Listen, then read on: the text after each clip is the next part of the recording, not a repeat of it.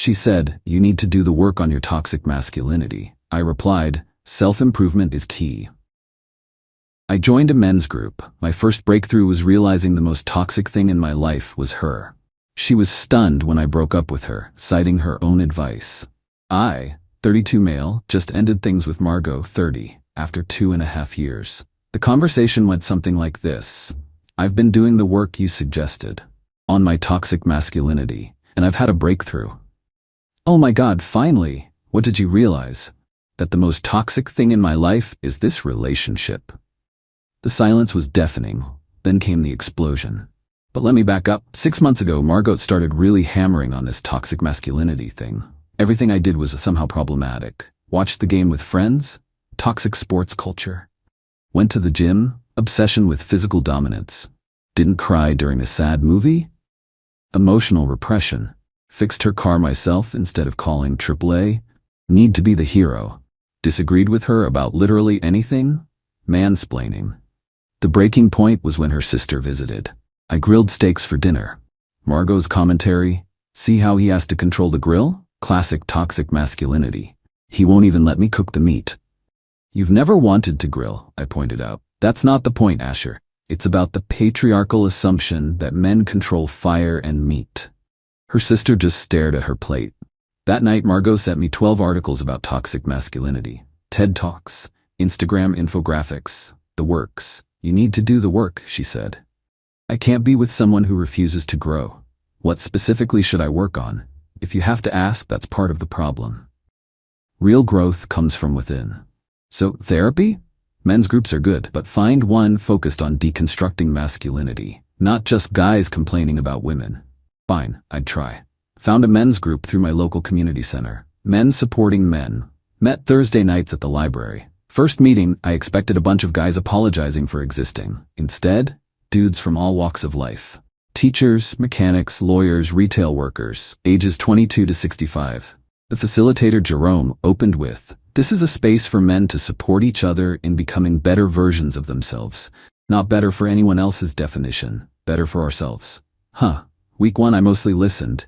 Guys talked about divorce, job loss, depression, fatherhood, real stuff. No one mentioned toxicity. Week 2, I shared why I was there. "My girlfriend says I have toxic masculinity, trying to work on it." "What makes it toxic?" Jerome asked. I listed Margot's complaints. The room was quiet. Then this older guy, Walter, spoke up. "Son, does she ever say what you do right?" I thought about it. Really thought. "Not recently? When's the last time she built you up instead of tearing you down?" Couldn't remember. Week 3, homework was to journal about our relationships. Write down interactions, look for patterns. The patterns were illuminating. Monday, made Margot coffee. She criticized how I stirred it. Clockwise is aggressive, counterclockwise is gentler. Tuesday, suggested a restaurant. "Why do you always have to decide where we eat?" Let her pick. "Why do I have to do all the emotional labor of choosing?" Wednesday, complimented her presentation for work. Classic male, need to validate women's work like we need your approval. Thursday, didn't compliment her outfit. "You never notice anything I wear." Opened her car door. "I'm capable of opening doors, Asher." Didn't open it next time. Wow, chivalry really is dead. Brought the journal to group. "Anyone else see the pattern?"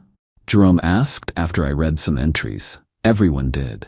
"You're in a no-win situation," said Marcus, a divorced dad. "Everything you do is wrong because she decided you're wrong. But what if I do have toxic traits?" "Maybe you do," Jerome said. "We all have areas to improve, but healthy partners help us grow. They don't tear us down and call it help." Week 4, we discussed boundaries. I realized I had none with Margot. She criticized everything and I just took it. "Why?" Jerome asked. "Because she's trying to help me be better?" "Is she? Or is she trying to make you smaller?" That hit different. Week 5, Margot noticed changes, not good ones in her opinion. "You're getting defensive lately. I'm setting boundaries." "See? Defensive. You should be thanking me for helping you grow." Growth through constant criticism? It's not criticism, it's observation. "God, your toxic masculinity is getting worse." "What are they teaching you at that group? Self-respect?" She laughed. Actually laughed. Men centering themselves. Typical. That night, I made a decision. Week 6, told the group I was thinking of leaving her. "What's stopping you?" Walter asked. We live together, share a lease, she'll make it hell. It's already hell, Marcus pointed out. Fair. Week 7, started preparing, found subletter options, researched tenant rights, documented everything. Week 8 was Thanksgiving, Margot's family gathering. The final straw happened there. Her cousin brought her new boyfriend. Nice guy, software developer. Margot spent the evening pointing out his toxic traits to me. See how he serves her plate first? Performative chivalry. Notice how he mentions his job? Male need for status. Watch how he sits, taking up space, manspreading. The poor guy was just existing. After dinner, Margot's mom pulled me aside. Asher, honey, can I ask you something? Sure, Linda. Are you happy? The question broke something in me. No, I'm really not. I didn't think so. You know, Margot's been like this since college. Women's studies changed her, not in a good way.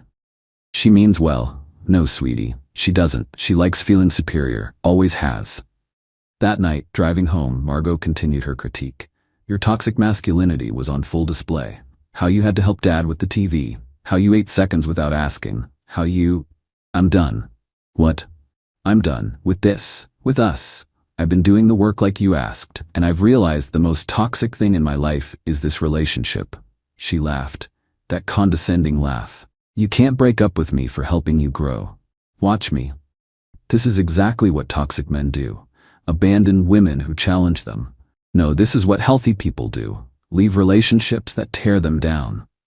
Where is this coming from? That stupid men's group? The group helped me see what was already there. You don't love me, Margot. You love having someone to fix, to feel superior to. That's ridiculous. I'm trying to help you. Name one thing you like about me, right now. One thing I do right. Silence. Then, I love your potential. My potential, not me. My potential to become what you want. That's growth. That's control. We got home. I slept on the couch. Started packing the next morning. You're seriously doing this? She stood in the doorway, arms crossed. Yes. Over constructive feedback, over constant criticism disguised as help, you'll never find someone who invests in your growth like I have. God, I hope not. This is traumatic behavior, Asher, walking away when things get challenging. No, staying in emotional abuse because it's familiar is traumatic behavior. I'm choosing health. Abuse? I'm helping you. Helping looks like support, encouragement, building up, not tearing down every single thing I do.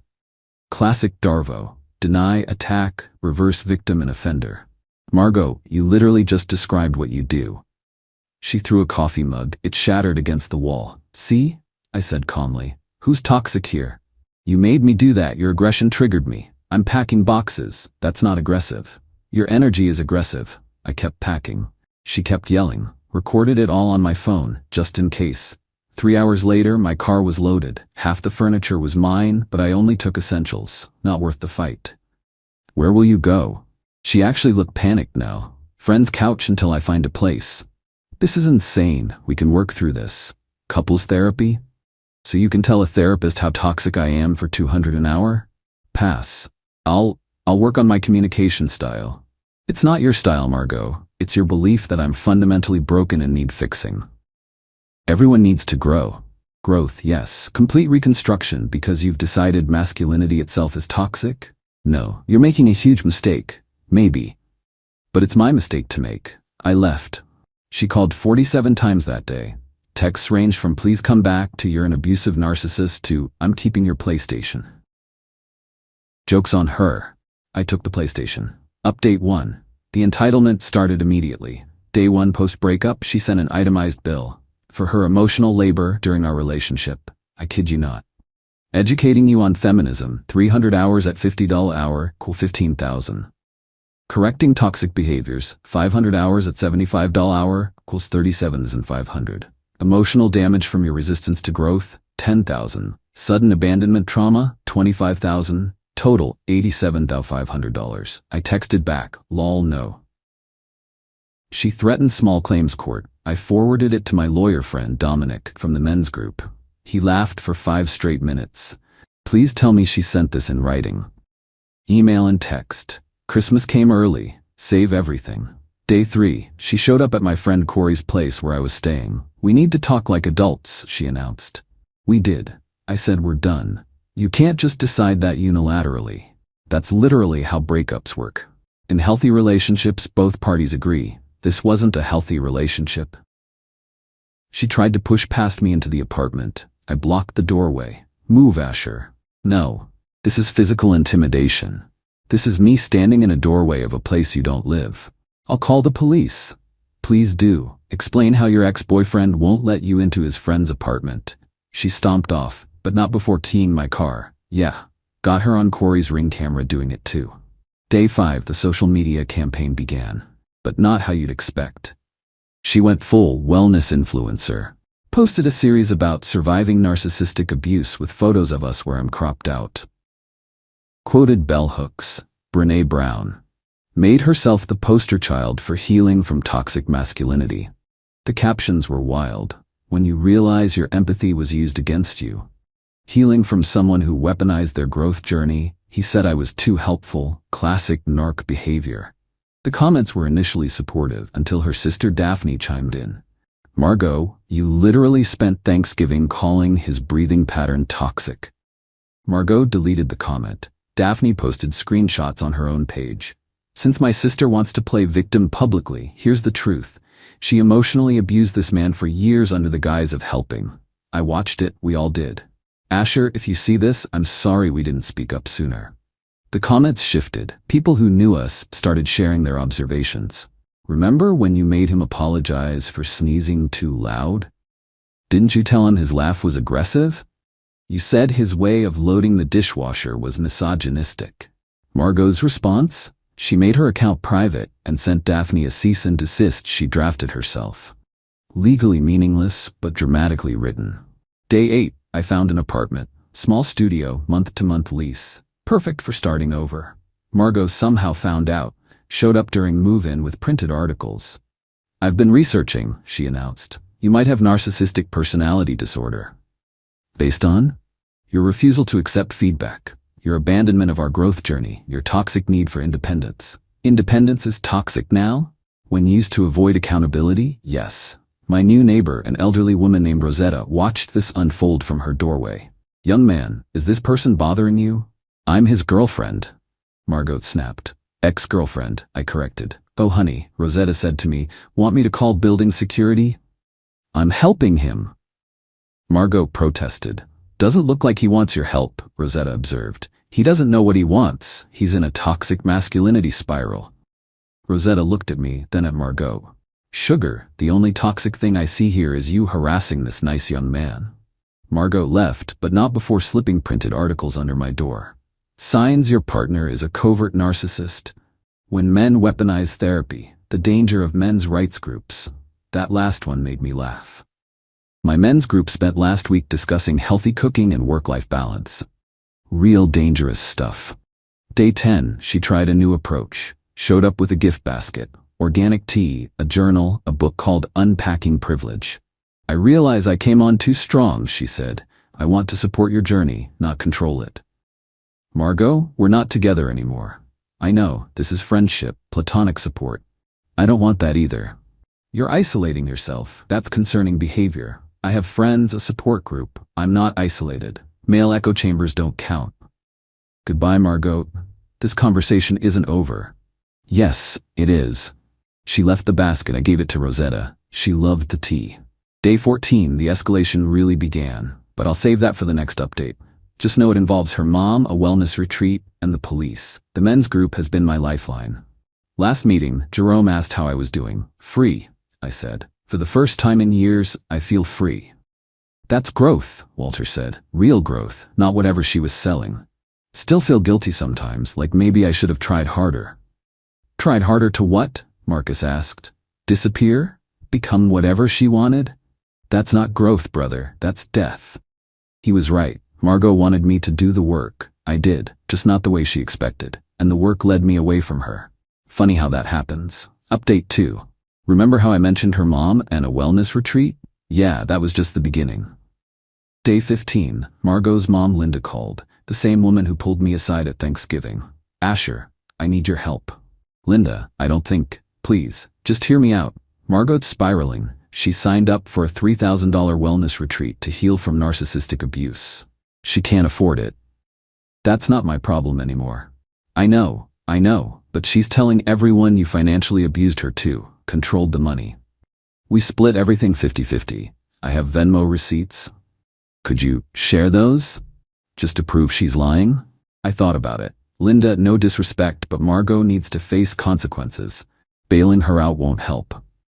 You're right. God, you're right. I don't know what happened to my daughter. She got addicted to being right, to being the victim and the hero at the same time. Linda was quiet. Then, that's exactly it. Thank you for seeing it clearly. Day 18, Margot went to the retreat anyway, maxed out a credit card, posted constantly about her healing journey. The retreat was something. Decolonizing your heart, a woman's journey away from toxic love. She tweeted epiphanies, realizing how I dimmed my light to make him comfortable. My facilitator says I have excessive empathy disorder from giving too much, learning to reclaim my voice after years of silencing. Her sister Daphne texted me screenshots. I cannot with her. You dodged a nuclear missile. Day 20. Midway through the retreat, Margot had a breakthrough, called me at 2 a.m. from a blocked number. I forgive you, she whispered. What? I've done the work. I forgive you for your limitations, for being unable to meet me at my level of consciousness. Margot, I'm hanging up. Wait. My facilitator says closure requires daily. Click. She called back 6 times. I turned off my phone. Day 22. She returned from the retreat, transformed. New crystals, new vocabulary, same entitlement, showed up at the men's group location. Yeah. She stalked the community center until she figured out where we met. Burst in during Marcus's share about co-parenting challenges. This is where you got poisoned against me. 15 men stared at her. Jerome stood calmly. Ma'am, this is a private meeting. I know what this is, a toxic masculinity support group. You're enabling each other's worst impulses. Ma'am, please leave, she pointed at me. You turned him against growth, against evolution. Walter, 65-year-old Vietnam vet, stood up. Lady, the only thing we turned him against was your bullshit. How dare you? No, Jerome interrupted. How dare you? This is a safe space for men supporting each other. You're trespassing. Safe space? Men don't need safe spaces. You have the whole world. Security is on the way, Jerome said calmly. She turned to me. This is what you choose? These toxic enablers over someone who loved your potential? Yes, I said simply. Security arrived. She left screaming about lawsuits and patriarchy. The group was silent. Then Marcus said, Brother, I apologize for every time I thought you were exaggerating. That was intense, said Kai, our youngest member at 22. That, Jerome said, was a master class in emotional manipulation. Did you all notice how she made herself the victim while actively aggressing? We spent the rest of the session processing what happened. It was actually therapeutic. Day 25, legal threats arrived. Not from a real lawyer. From Margot's legal consultant, aka her friend who took 1 semester of pre-law, claimed I owed damages for abandonment trauma, theft of emotional investment, sabotage of growth journey, defamation by truth. Yes, really. Dominic from the group responded on official letterhead. Dear Miss Margot, truth is an absolute defense against defamation. No money is owed for ending a relationship. Please cease contact with my client. P.S. Defamation by truth is not a legal concept. Day 28, she tried getting me fired. Called my workplace claiming I was dangerous and shouldn't work with the public. My manager Kenji called me in. So, got an interesting call about you. My heart sank. Sir, I can explain. No need. She claimed you were in a dangerous men's group plotting against women, then said you abandoned her during a spiritual awakening, then accused you of theft of emotional labor? I'm so sorry. Asher, relax, it was clearly unhinged, but document this for HR, get a restraining order. Already working on it. Good. Also, she said you're in therapy? A men's support group, yeah. Good for you, more people should. Day 30, court date for the restraining order. I had texts demanding $87,500, ring footage of her keying my car, security footage from the men's group incident, recorded calls and voicemails, screenshots of false accusations. She showed up with printed articles about narcissistic abuse, a spirit advisor as a character witness, a PowerPoint about toxic masculinity. The judge stopped her on slide 3. Ms. Margot, none of this is relevant to whether you've harassed Mr. Asher. But I'm showing context. He abandoned me during vulnerable growth. Breaking up isn't harassment. Keying cars is. Disrupting support groups is. Making false reports to employers is. Those were activism. Those were crimes. Restraining order granted. 1 year, no contact. As we left court, she yelled, "This is spiritual bypassing. You're avoiding the work." Her mom was there, looked exhausted, mouthed, "I'm sorry" to me. That evening, the men's group had a pizza party. Partially to celebrate my freedom, mostly because Jerome got a promotion. "How you feeling?" Walter asked. "Like I survived a cult." "You kind of did," Jerome said, "the cult of perpetual victimhood." "I actually learned a lot, though. About boundaries, self-respect, real growth." "That's the irony," Marcus added. "She pushed you to do the work, and the work led you away from her." "Think she'll ever get it?" Kai asked. We all looked at him. Sweet summer child. "No," everyone said simultaneously. Last I heard, Margot started a YouTube channel, Healing from Hidden Narcissism. Has 39 subscribers. Posted one video about how men's groups are radicalizing vulnerable males. The comments are all from her mom begging her to get actual therapy. Meanwhile, I'm thriving. Got promoted. Turns out, being less stressed makes you better at your job. Started dating casually, nothing serious, just remembering what healthy interaction looks like. The men's group continues weekly. We added a book club, currently reading The Body Keeps the Score. Fascinating stuff about trauma. Real growth work, it turns out, doesn't involve tearing anyone down. It's about building yourself up, supporting others, learning to recognize manipulation. Margot taught me a lot, just not what she intended. She wanted me to work on my toxic masculinity. Instead, I worked on recognizing toxic people. Best education I never asked for.